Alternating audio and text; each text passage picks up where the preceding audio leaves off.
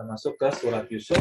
Hari ini saya hanya membahas satu ayat saja, karena ayat ini cukup banyak dibahas oleh Ustadz Nu'man Ali Khan, dan dia banyak sekali memang pelajaran yang bisa dikandung, yang bisa kita ambil, yang bisa kita gali dari ayat 108 pada surat Yusuf ini. Ya, bunyi ayatnya seperti ini. Qul a'udzubillahi minasyaitonirrajim. Qul hadhihi sabili ad'u ila Allah ala basiratin ana wa man ittaba'ani wa subhanallahi wa ma ana minal musyrikin.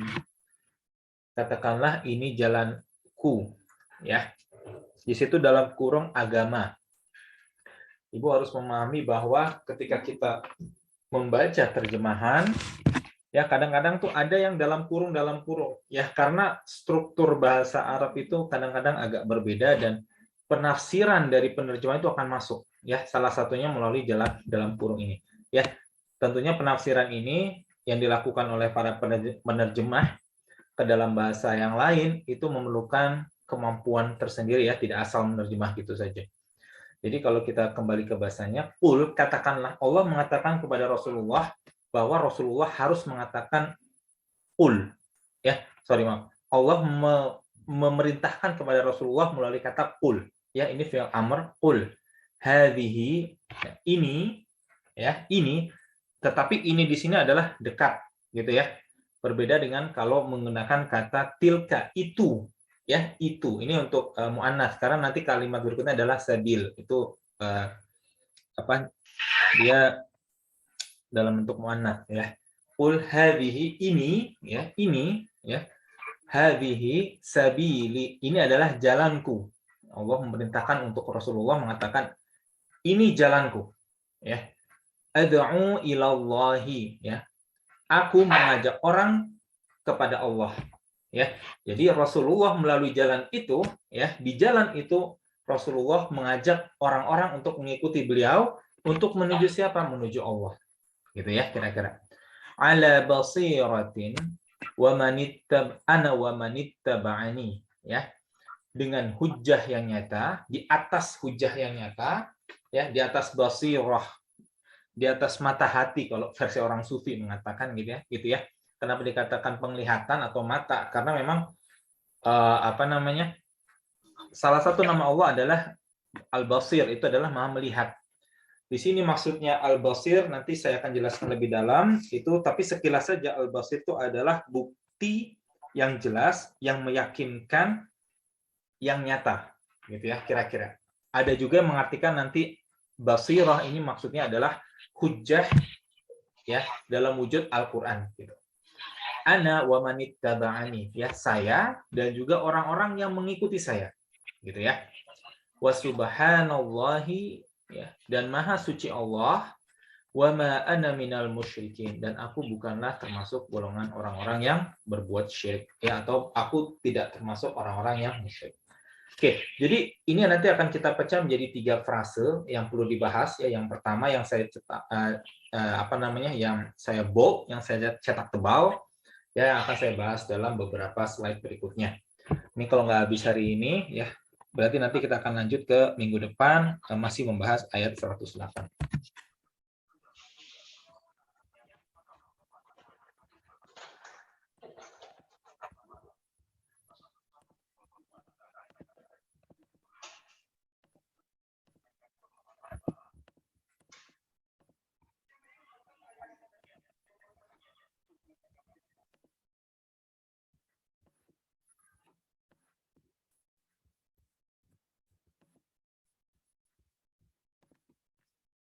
Ya, kita masuk ke bagian yang pertama, ya, tentang qul hadhihi sabili ad'u ilallah, ya.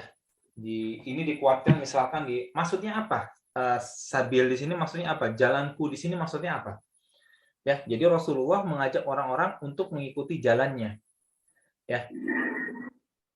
Ketika Rasulullah mengatakan jalannya, ya, berarti itu maksudnya adalah jalan tempat beliau berada, gitu ya. Jadi kalau dari segi bahasa, misalkan ada orang yang menuju ke kantor, gitu ya. Kemudian kita tanya, posisi Anda di mana? Oh, saya lagi di jalan ini gitu. Kira-kira seperti itu, ya.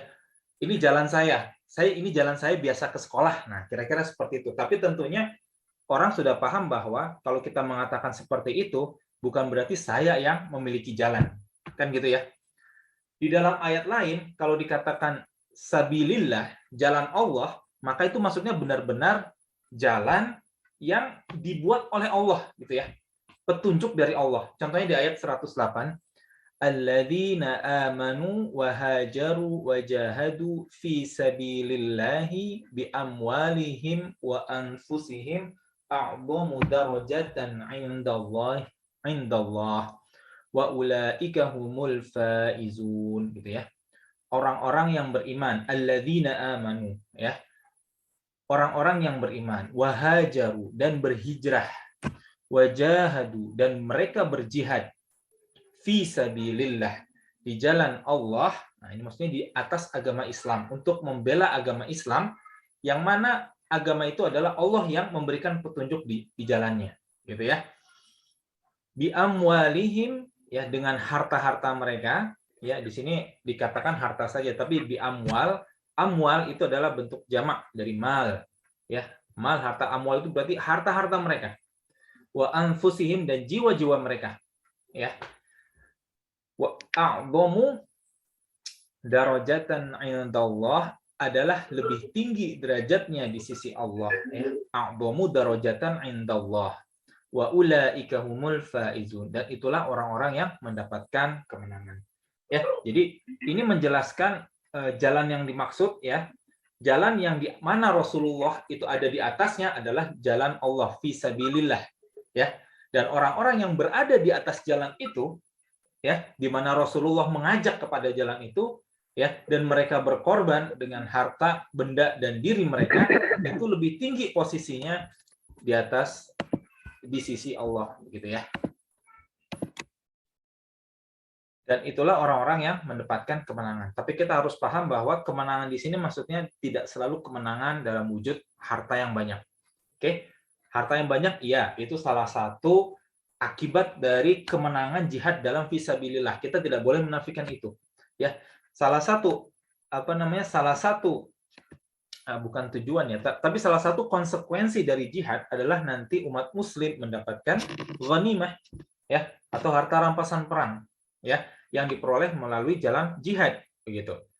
Contohnya misalkan nanti yang pertama adalah di perang Khandaq, itu yang pertama mulai, kemudian Rasulullah mengepung Bani Quraidah yang berkhianat, ya, sehingga kemudian kaum muslimin mendapatkan harta ghanimah, ya, melalui jalan jihad fi sabilillah, bukan dengan jalan merampok atau bom sana sini, ya. Ini adalah jalan yang syar'i, ya. Jadi pengertian jalan Allah adalah agama Allah di sini, ya, diartikan sebagai agama Allah, ya, di mana Allah memberikan petunjuk, ya, ini adalah jalan yang dibuat Allah. Nah, kalau dikatakan di ayat 108 tadi, ya, ayat 108 tadi, sabili, ya, ketika dikatakan sabili kepada Rasulullah, maka itu maksudnya adalah Rasulullah sudah berada di jalan Allah, di mana kita diajak menuju ke jalan tersebut, ya. Dan orang-orang yang masuk mengikuti Rasulullah di atas jalan itu nanti akan mendapatkan kemenangan yang besar, ya, bisa di sini di dunia atau di akhirat nanti.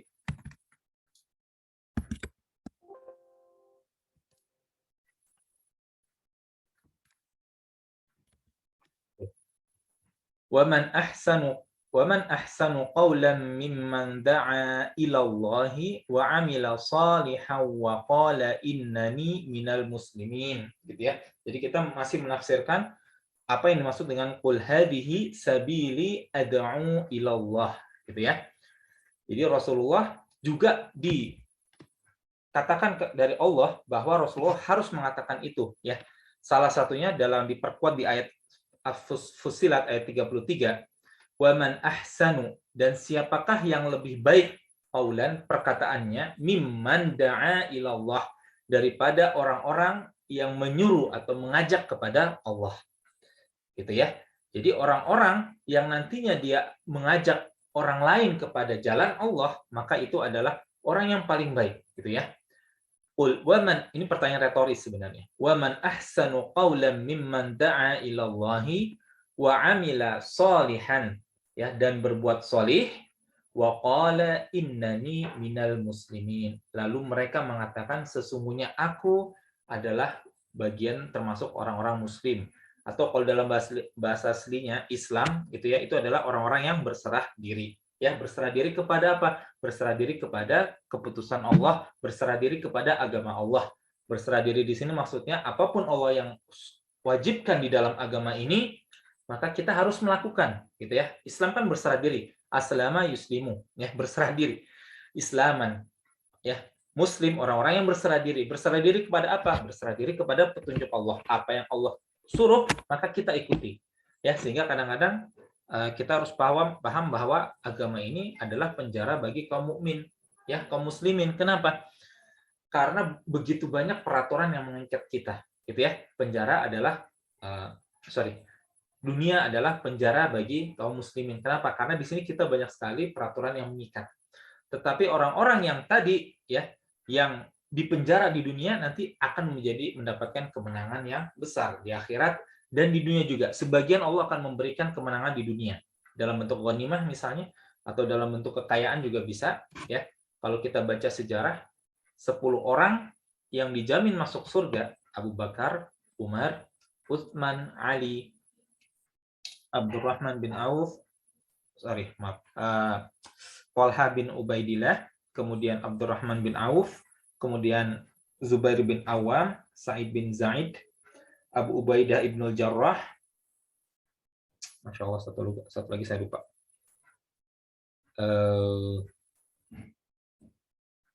Sebentar. Abu Bakar, Umar, Utsman, Ali, kemudian Talhah bin Ubaidillah, kemudian Zubair bin Awam yang keenam, kemudian Abdurrahman bin Auf, kemudian Sa'id bin Zaid, kemudian Abu Ubaidah ibnul Jarrah. Ada satu lagi tapi saya agak lupa namanya. Ada 10 orang yang dijamin masuk surga. Itu nanti menjelang di akhir-akhir wafatnya, nanti mereka sebagian besar nanti mereka hidup hidup mampu. Dari segi ekonomi mereka akan hidup dalam keadaan yang mampu, ya, kecuali beberapa orang seperti Abu Bakar, dia tidak sempat menikmati kehidupan dunia gitu ya. Termasuk juga Umar juga tidak sempat menikmati kehidupan dunia gitu ya. Oh ya, Sa'ad bin Abi Waqqas. Ya, tapi sisanya mulai dari Utsman, kemudian Ali, kemudian terus sampai yang terakhir, mereka semua didapatkan bagian dari kemenangan di dunia gitu ya. Oke, lanjut. Ini sudah. Nah, kenapa Allah menyuruh Rasulullah mengatakan setegas itu? Kenapa Allah menyuruh Rasulullah mengatakan setegas itu? Qul hadhihi sabili ad'u ila Allah. Ya, Allah menyuruh Rasulullah untuk mengatakan setegas itu. Gitu. Ya. Oh ya, ini sedikit juga dari surat Fussilat ini kita tahu bahwa ketika kita mengajak kepada Allah, maka kita ajak aja. Kita ajak saja, ya, tanpa perlu menyempurnakan diri kita, ya. Itu sambil. Jadi kita jangan sampai berdakwah itu nunggu diri kita sempurna dulu. Di surat Fussilat ayat 33 ini, wa man ahsanu qawlan mimman da'a ila Allah. Siapakah yang lebih baik perkataannya daripada orang yang menyuruh kepada Allah. Jadi kita seru aja dulu, ya. Baru kemudian wa amila shalihan, dan mengerjakan amal soleh. Jadi kita seru, sambil kita seru kita berusaha untuk memperbaiki diri kita sendiri. Ya, itu yang saya selalu tekankan selama ini, ya. Terima kasih kepada ibu-ibu yang di sini kita bisa berdiskusi, tetapi ketika saya berdiskusi, otomatis saya juga jadi dipaksa untuk misalnya menghafal surat begitu. Barangkali kalau ibu-ibu di sini tidak memaksa saya untuk mengajarkan ini kepada ibu-ibu sekalian, padahal kita di sini sama-sama belajar, mungkin saya laju penghafalannya itu agak lebih lambat gitu, agak lama gitu ya. Tapi ketika saya dipaksa untuk berbagi ini ilmu, nanti alhamdulillah ada sedikit dorongan, ya, sehingga ya atas izin Allah kemudian bisa menghafal surat lebih cepat begitu. Ya, jadi ini juga perlu ditekankan kepada ibu-ibu. Ketika ibu-ibu berdakwah, ya kita ajak aja dulu. Kita ajak dengan ikhlas gitu ya. Jangan mengajak kepada kita, tapi kita mengajak kepada Allah. sembari kita mengajak kepada Allah, kita berbuat amal soleh untuk melengkapi ya dakwah kita begitu. Ya. Nah, kenapa kemudian Rasulullah disuruh oleh Allah untuk berbuat setegas itu, untuk mengatakan setegas itu? Karena banyak sekali tuduhan-tuduhan kepada Rasulullah di zaman itu. Ya, banyak sekali tuduhan-tuduhan dusta ya yang dituduhkan kepada Rasulullah. Ya, ada 4 diantaranya, tetapi di sini kita bahas sedikit ya. Pertama, di surat At-Tur ayat ke-29, fadzakir.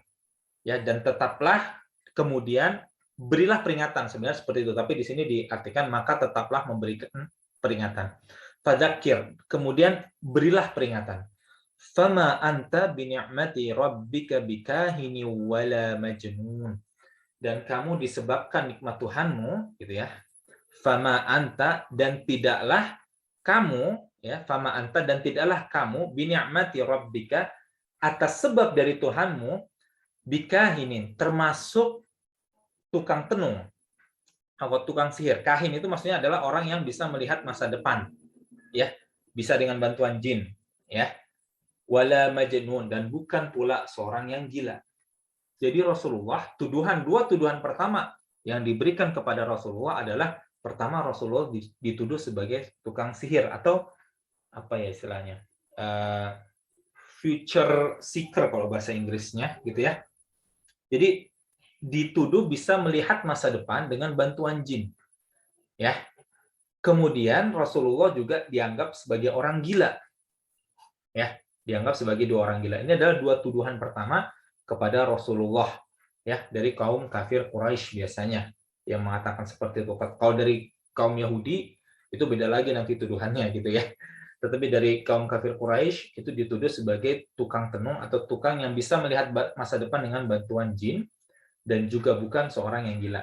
Jadi jangan, ini saran saya, kalau ibu-ibu di sini ada yang bisa berbahasa Inggris, ya, atau terbiasa berbicara dengan bahasa Inggris, kita sebut Rasulullah itu jangan sebagai prophet gimana ya? Prophet. Saya kurang paham ininya, bagaimana penampalannya.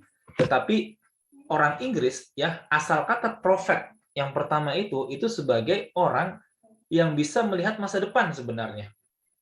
Ya, jadi jangan menggunakan kata prophet. Katakan Rasulullah sebagai messenger, ya, pembawa pesan. Ya, nabi itu kan membawa pesan memang dari Allah. Ya, jadi jangan disebut prophet kalau bisa.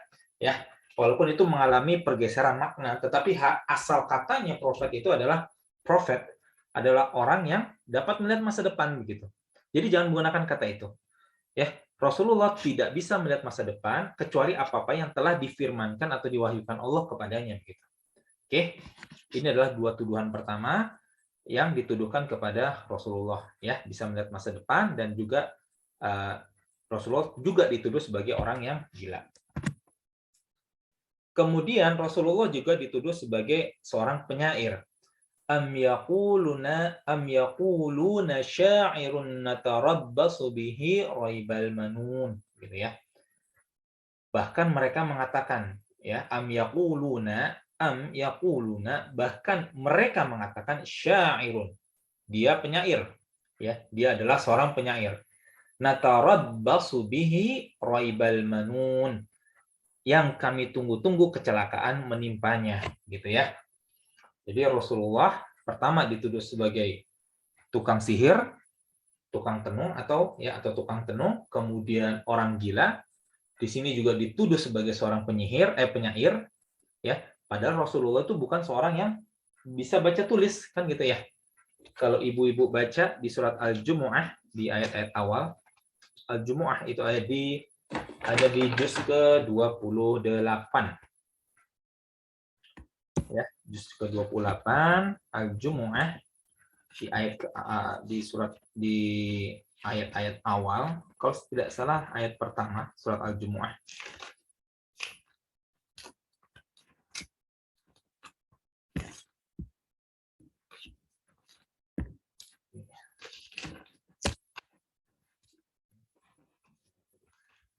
Surat Al-Jumu'ah itu sebelum suratul Munafiqun.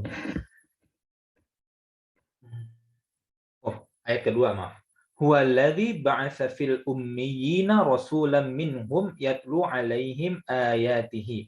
Ya, dia maksudnya Allah adalah Allah yang membangkitkan ya fil ummiyin ya dari orang-orang yang tidak bisa baca tulis, rasulan, rasul minhum yatlu 'alaihim ayatihi. Ya, yang dari mereka ya kemudian dibawakan ayat-ayatnya begitu. Ya. Jadi Rasulullah bukan seorang penyair. Rasulullah tidak bisa membaca dan menulis, gitu ya. Sehingga Allah membantah, "Wa ma 'allamnahu asy-sya'ra wa ma yanbaghi lah. In huwa illa dzikrun wa Qur'anun mubin." Di sini ditulis secara spesifik bantahan kepada penyair. Kenapa? Kalau bantahan beliau adalah seorang tukang tenung dan gila, itu adalah sesuatu yang sangat jelas gitu. Ya, Allah hanya sekedar ya ini bukan tukang sihir, bukan gila. Karena memang jelas Rasulullah itu bukan seorang yang bisa melihat masa depan. Ya, buktinya apa Rasulullah tidak bisa melihat masa depan? Banyak. Kalau kita baca sirah Nabi itu banyak bukti bahwa Rasulullah tidak bisa melihat masa depan. Ya, kecuali apa-apa yang sudah diwahyukan kepadanya. Rasulullah itu pernah ada namanya peristiwa Bi'ar Maunah, peristiwa sumur Maunah, di mana Rasulullah mengutus sahabatnya untuk berdakwah kepada suatu kaum. Ya, kaum tersebut salah satu pimpinannya saya lupa namanya, tapi kaum tersebut mengirimkan ya salah seorang pimpinannya kepada Rasulullah ya untuk meminta ada sahabat dari Rasulullah untuk mengajarkan Islam kepada mereka. Pemimpin ini yang diberikan amanah ini memang murni, memang ingin masuk Islam gitu. Tetapi ketika mereka kembali ternyata ada pemimpin lain yang lebih muda ya yang kemudian membelot sehingga para sahabat ini ketika tiba di kaum tersebut kemudian dikepung musuh kemudian dibantai begitu. Rasulullah tidak tahu ada bahwa nanti sahabat-sahabatnya itu dibantai begitu. Ini juga satu bukti bahwa Rasulullah bukanlah seorang yang bisa melihat masa depan. Ya, Rasulullah bukanlah seorang yang bisa melihat masa depan kecuali apa-apa yang sudah diwahyukan kepadanya. Allah menakdirkan ini diwahyukan, maka Rasulullah tahu. Kalau tidak, ya beliau tidak tahu begitu. Ya, dan Rasulullah juga bukan seorang yang gila. Ini adalah bukti yang jelas karena tidak mungkin seorang gila bisa kemudian menjalankan amanah sebagai seorang nabi di mana kemudian waktu Rasulullah hidup itu semenanjung Arabia sudah takluk di bawah Rasulullah begitu. Ya. Nah, kemudian mengenai syair, Allah kemudian membantah dengan agak lebih panjang. Wa ma 'allamnahu asy-sya'ra, dan tidaklah sekali-sekali kami mengajarkan syair kepadanya. Wa ma yanbaghi lah, dan bersyair itu tidak layak baginya. Ya, jadi Rasulullah itu bukan seorang penyair dan Rasulullah tidak layak bagi Rasulullah untuk menjadi seorang penyair atau tidak layak bagi Rasulullah untuk bersyair begitu. Ya, in huwa illa dzikru wa Qur'anum mubin. Ya, in huwa illa dzikru wa Qur'anum mubin. Dan tidaklah dia melainkan peringatan, dzikrun wa Qur'anum mubin, dan Al-Qur'an yang nyata. Kalau diartikan secara letterlek seperti itu ya, tapi maksudnya adalah Al-Qur'an itu tidak lain hanyalah pelajaran dan kitab yang memberikan penerangan. Ya, in huwa illa dzikrun wa Qur'anum mubin. Ini kalimatnya agak dibolak-balik ya. Bukan kalimatnya agak dibolak-balik. Allah sengaja meletakkan Quran agak belakangan. Dan tidaklah dia huwa illa dzikrun. Jadi in huwa illa dzikrun. Jadi tidaklah Al-Qur'an itu huwa di situ melainkan sebuah peringatan gitu atau pelajaran. Wa Qur'anun mubin, dan kitab yang dibaca ya, Quran ya berasal dari kata qara'a ya, qara'u ya, qira'atan, tetapi kalau untuk khusus Al-Qur'an ya itu jadi dinamakan Qur'anun ya, Al-Qur'an yang memberikan peringatan atau penerangan, Al-Qur'an yang nyata. Oke. Kemudian ada juga tuduhan ya kepada Rasulullah ya bahwa Al-Qur'an ini adalah kebohongan yang diadakan oleh Muhammad dan dia dibantu oleh kaum yang lain yakni Yahudi dan Nasrani. Allah kemudian membantah lagi, maka sesungguhnya mereka telah berbuat suatu kezaliman dan dusta yang besar. Wa qala alladziina kafaru, ya, dan berkatalah orang-orang kafir tersebut, ya, in hadza illa ifk, ya. Ini tidak lain adalah suatu kebohongan, ifkun. Ya, jadi kalau misalkan pada kisah yang diderita oleh Aisyah, ya, salah satu istri Nabi, ya, ketika beliau dituduh berzina, itu dinamakan haditsul ifk, ya, kisah dusta atau berita bohong. In hadza illa ifkun iftarahu wa a'anahu alaihi qaumun akharun, ya.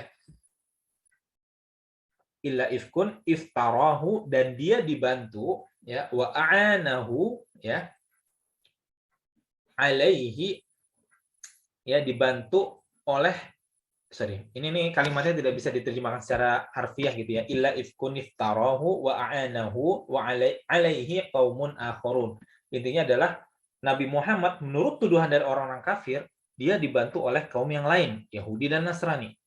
Oke, faqad ja'u dzulman wa zura. Maka sesungguhnya ja'u dzulman, telah tiba kepada mereka kedzaliman, wa zura, kedustaan yang besar.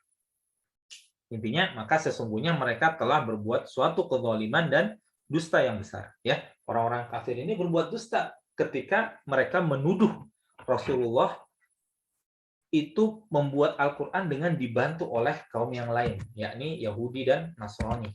Ya, dan herannya kalimat ini, ya, kalimat ini ribuan tahun kemudian di zaman sekarang itu banyak orang-orang orientalis yang mereka menuduh Al-Quran ini jiplak, ya, Al-Quran ini jiplak, ya, kitab-kitab atau buku-buku dari orang-orang Yahudi dan Nasrani, gitu ya. Memang isinya ada yang mirip, ya, ini perlu dicatat, isinya ada yang mirip. Kisah Nabi Yusuf, ya, ini isinya mirip dengan kisah yang tertulis di Perjanjian Lama. Tetapi Nabi Muhammad tidak memiliki akses ke buku orang-orang Yahudi di zaman itu, gitu ya.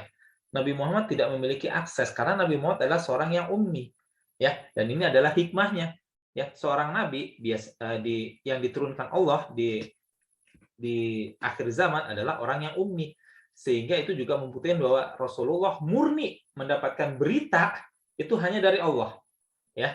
Rasulullah mendapatkan berita, ya, termasuk kisah Yusuf ini, itu murni dari Allah, begitu, ya. Sehingga Allah kemudian membantah mereka telah berbuat suatu kezaliman, zulman wa zura, dan kedustaan yang besar, gitu, ya. Allah membantah bahwa Rasulullah tidak dibantu oleh bahwa Rasulullah dituduh dibantu oleh kaum yang lain, ya, bahwa Allah sudah menekankan bahwa dia tidak dibantu oleh orang lain. Siapa yang membantu dia, begitu, ya. Rasulullah tidak punya akses kepada kitab-kitab orang-orang zaman terdahulu, begitu, ya.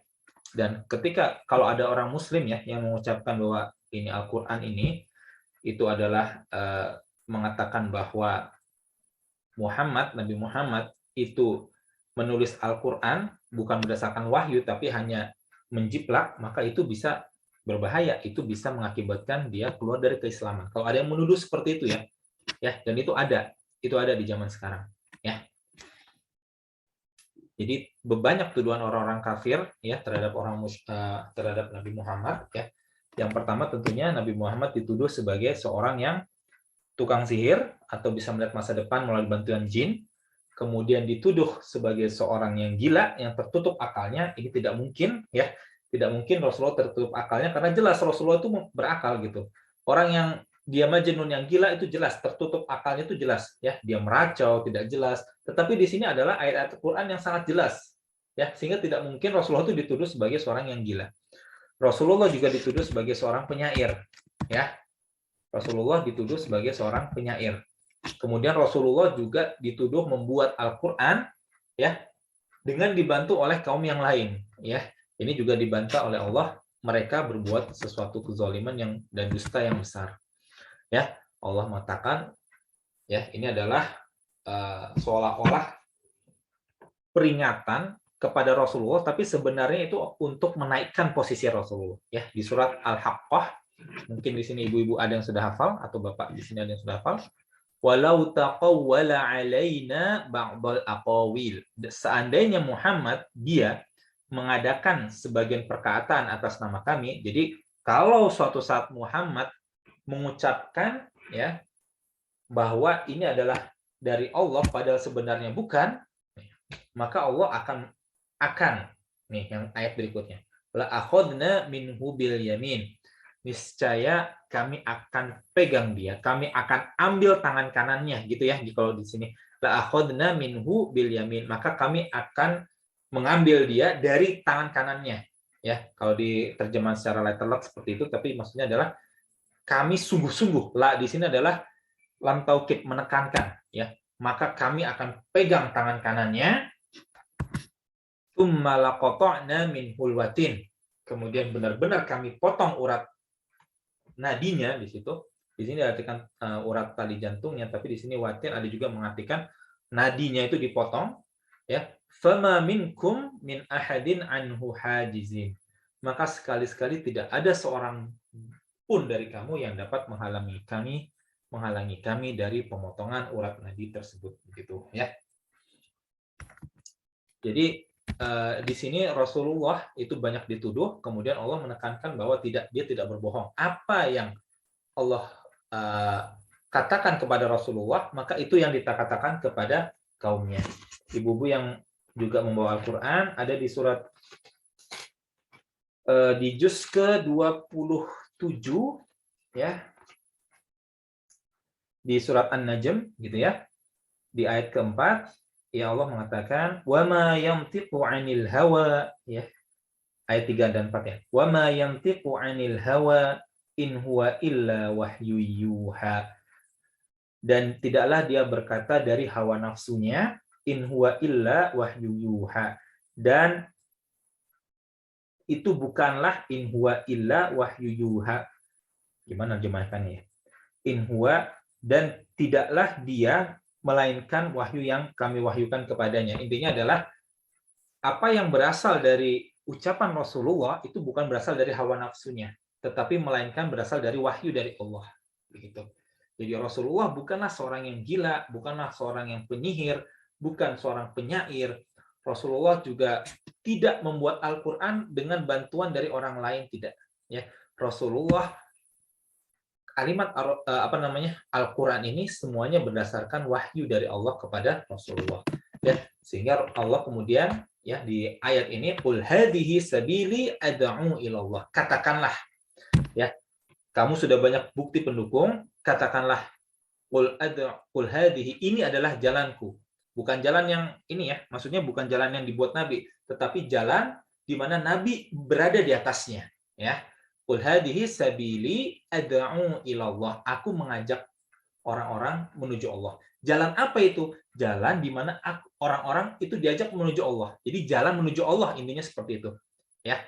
Karena di sini bukan Rasulullah yang memiliki jalan, tapi ini adalah jalan Rasulullah menuju Rabb. Ya. Beda kalau misalkan dikatakan sabilillah, jalan Allah, maka adalah jalan memang milik Allah, Allah yang buat jalannya. Ya.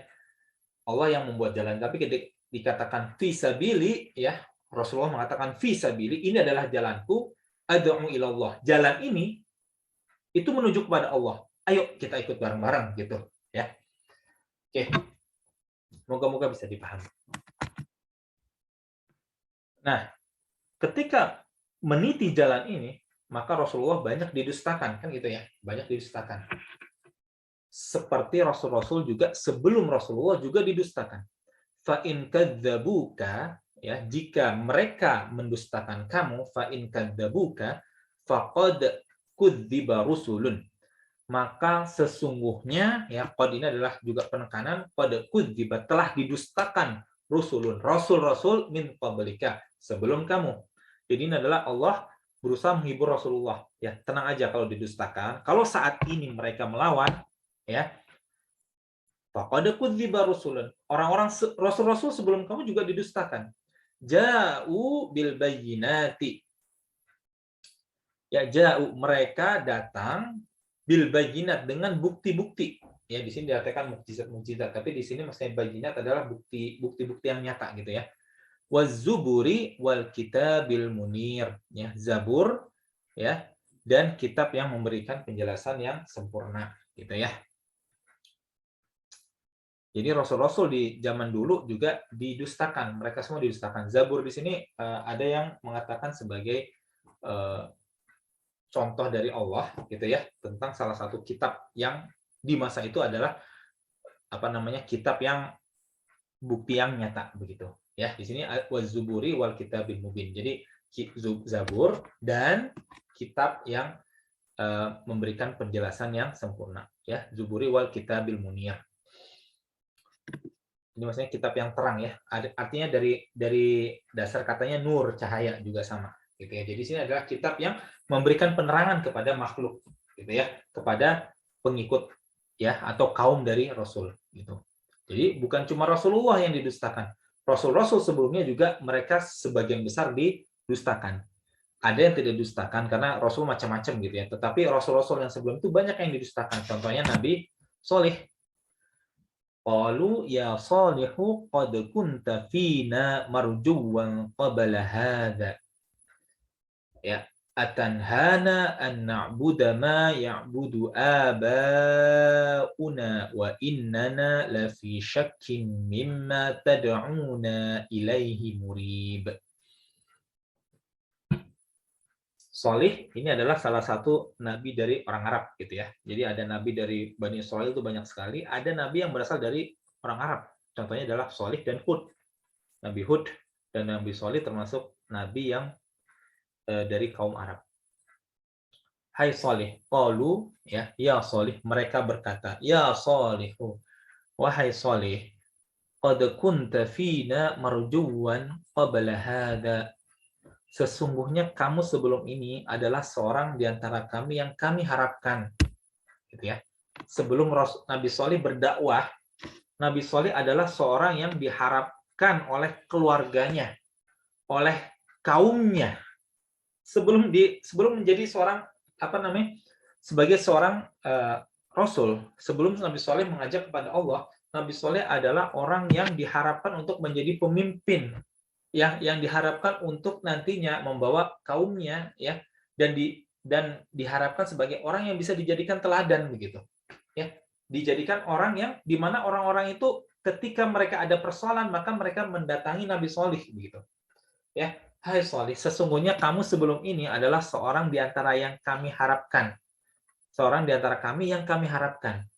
Atanhana an na'budu ma ya'budu abauna wa innana lafi syakkin mimma tad'una ilaihi murib. Apakah kamu melarang kami untuk menyembah apa yang disembah oleh bapak-bapak kami? Dan sesungguhnya kami betul-betul dalam keraguan yang menggelisahkan terhadap agama yang kamu serukan kepada kami. Masya Allah, ini kalau kita cuma baca sekilas, mungkin kita tidak terlalu dapat maknanya. Tapi coba bayangkan ibu di sini ya. Ini contoh yang sangat jauh sekali ya. Tentunya tidak apple to apple, tetapi ini bisa menggambarkan sedikit perasaan Nabi Soleh. Sedikit aja. Contoh ibu-ibu di sini mungkin ada yang menjadi ibu rumah tangga. Ini saya dapat idenya juga dari istri. Tadinya saya nggak kepikiran seperti itu. Ibu-ibu di sini dibiayai misalkan ya sampai menjadi seorang sarjana misalnya, kemudian ibu ditakdirkan memiliki suami yang pindah-pindah, sehingga ibu tidak bisa bekerja di satu tempat, begitu. Sehingga nanti ibu ditakdirkan menjadi ibu rumah tangga. Ketika ibu kembali ke keluarga besar ibu, ya kemudian ada yang komentar, dan biasanya ada yang komentar, ya percuma sekolah tinggi-tinggi, ujungnya jadi ibu rumah tangga. Ya, itu perasaannya. Kira-kira, walaupun ini sangat jauh dibandingkan Nabi Solih, tapi apa yang ibu rasakan itu nanti rasa sakit yang dirasakan itu berlipat-lipat nanti yang dirasakan oleh Nabi Solih. Nabi Solih sebelum beliau menjadi nabi, Nabi Solih adalah seorang pemuka kaumnya yang diharapkan dijadikan orang yang menjadi hakim di antara mereka, yang diharapkan menjadi pemimpin di antara mereka. Tapi kemudian Nabi Solih menjadi seorang Muslim, ya diberikan wahyu menjadi Rasul. Kemudian Nabi Soleh ya berbalik ya melarang kaumnya untuk menyembah apa-apa yang disembah oleh bapak-bapak mereka, begitu. Ya. Kemudian mereka mengatakan seperti ini, sesungguhnya kamu sebelum ini adalah seorang di antara kami yang kami harapkan. Ya. Qalu ya Shalihu qad kunta fina marjuwan qabla hadha. Nah, ya. Ya, sakit sekali itu Masya Allah. Oleh keluarganya, oleh kaumnya. Waktu itu kan kalau misalnya kaum itu kaum yang kecil gitu ya, tidak seperti sekarang. Kita hidup di Indonesia mungkin ya, kalau saya di Bandung ya, keluarga yang merupakan ada hubungan darah dengan saya di sini tidak ada begitu, tidak ada. Tetapi kalau misalkan di zaman itu mereka hidup nomaden, ya kaumnya mereka itu ya biasanya ada hubungan darah di antara mereka begitu. Ya, di sini Nabi Soleh ya, yang tadinya dianggap pemimpin lalu dijatuhkan ketika Nabi Soleh kemudian berdakwah kepada mereka, ya berdakwah mengajak kepada Allah. Ya ini adalah sakit sekali. Seperti tadi ya, kalau ada yang mengatakan yang tadi kasus ibu rumah tangga, walaupun ibu rumah tangga adalah pekerjaan yang halal, ya dan itu sangat berat sekali, ya tetapi ada aja orang yang iseng, ya ada aja orang yang bikin sakit hati. Nah Nabi Soleh merasakan berkali-kali lipat sakit hatinya, ya. Salah seorang sahabat Nabi ada namanya Urwah bin Mas'ud, beliau dari kaum Thaqif. Sebelum beliau masuk Islam, beliau adalah pemuka di kaumnya, pemuka di kaumnya. Kemudian Urwah bin Mas'ud ya itu kemudian menemui Nabi ketika perjanjian Hudaybiyah. Ya, lalu ada obrolan ya ketika Urwah bin Mas'ud kemudian beberapa saat kemudian dia kembali menemui Nabi tapi ingin menyatakan masuk Islam. Kemudian Urwah bin Mas'ud ingin kembali ke kaumnya di Thaqif. Ya, Thaqif. Bani Thaqif itu tinggal di Taif. Nah, Rasulullah sempat khawatir, saya khawatir keselamatanmu. Urwah bin Mas'udnya pede, Urwah bin Mas'udnya percaya diri, tenang aja, mereka tidak akan melakukan apa-apa karena saya pemuka di sana. Ketika balik, ya, beliau langsung ketika kaumnya tahu beliau masuk Islam, itu ketika mau sholat dipanah, ya, hilang semua. Apa namanya? Penghormatan mereka kepada Urwah bin Mas'ud ketika tahu Urwah bin Mas'ud masuk Islam. Gitu ya. Ini juga Nabi Soleh ya, ketika sebelum beliau berdakwah, Nabi Soleh diangkat menjadi pemuka di kaumnya. Ketika Nabi Soleh mengajak untuk menyembah Allah semata, begitu ya, mendapatkan wahyu, maka mereka kemudian turun, langsung menjatuhkan. Tidak ada yang kemudian menjadikan beliau sebagai seorang pemuka. Ya, jadi Rasulullah ya dan rasul-rasul sebelumnya agamanya sama, gitu ya. Wa inna hadhihi ummatukum ummatan wahidatan wa ana rabbukum fattaqun. Sesungguhnya agama tauhid ini adalah agama kamu semua, agama yang satu dan aku adalah Tuhanmu, maka bertakwalah kepadaku. Ya, ini konteksnya kalau Ibu baca ini kepada para nabi. Agama nabi sama. Ya, tetapi ada saya lupa, jadi ada di hadisnya ya. Para nabi itu bapaknya sama. Ya, tetapi ibunya beda-beda. Ya, ada macam-macam tafsiran. Ada yang mengatakan ini maksudnya adalah bapaknya kemudian ujungnya ke Ibrahim gitu. Tetapi ada juga yang menafsirkan bahwa bapaknya sama, maksudnya adalah tauhid, sama-sama mengajak kepada Allah. Tetapi syariatnya beda-beda. Syariatnya beda-beda. Ya, tergantung apa yang Allah lihat di situ cocok untuk kaum itu ya Allah kemudian turunkan itu sebagai syariat. Ya, itu hak prerogatif Allah yang disampaikan oleh Rasulnya ya, kita nggak bisa berhak. Justru kalau kita kemudian melanggar itu berarti kita melawan syariat gitu ya. Contohnya misalkan di Nabi Yusuf ini diperbolehkan untuk sujud gitu ya, keluarganya sujud kepada Nabi Yusuf sebagai bentuk penghormatan.